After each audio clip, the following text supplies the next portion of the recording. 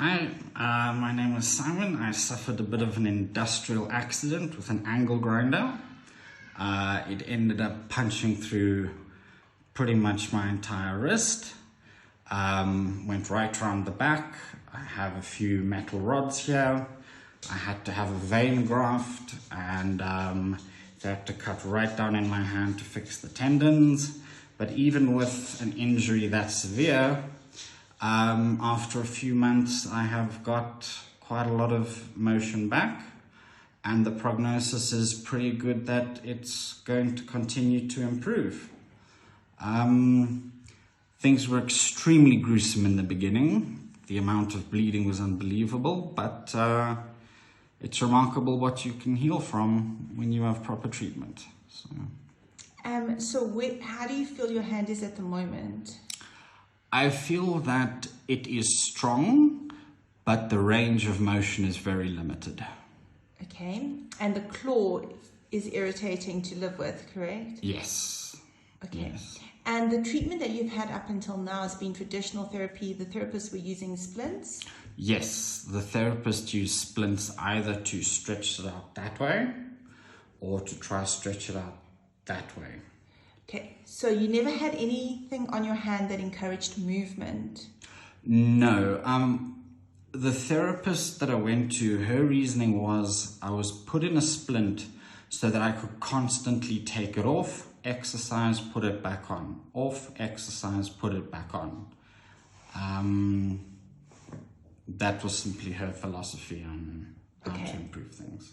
And so you've had a nerve conduction study and the nerves are actually firing pretty well. Yes. And Dr. Barrow found that your hand is actually a miracle hand. Yes. I developed a truly horrific infection. The one bit of advice I can give is if you do have a very bad cut, you need to have the dressings checked by a doctor frequently. As in once every 3 days or so. Once a week is not enough. So, yeah. Okay. That's the only advice. So that set you back?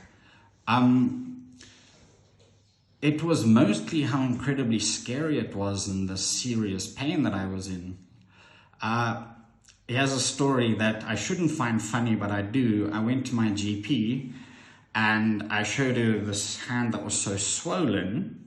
And she looked at me and she said, you go out and buy a thermometer and every hour you take your temperature.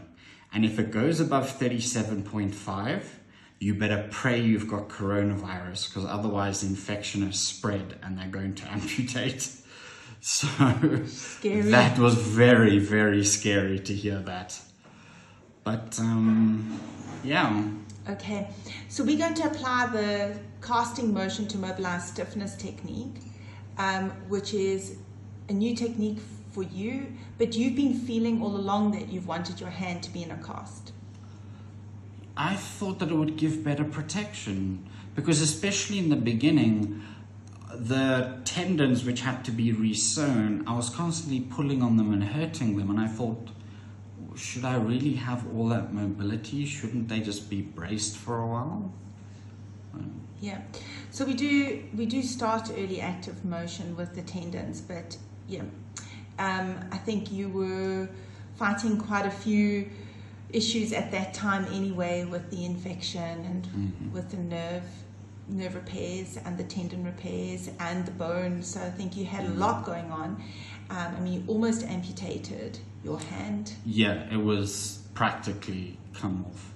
Yeah. It can be reattached. Like I've learned, basically as long as you have access to a trauma surgeon, your odds are very good that... Yeah.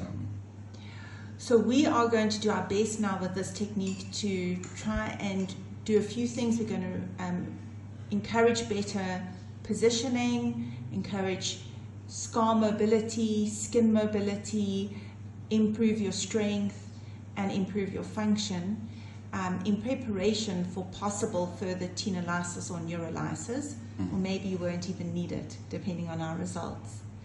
So thank you for sharing your story with us and for sharing your journey with my social media audience? We really appreciate it. Just my advice is stay optimistic, because huge amounts of healing can occur, even from the worst injuries. Absolutely. Great. Thank you Thank for you. that.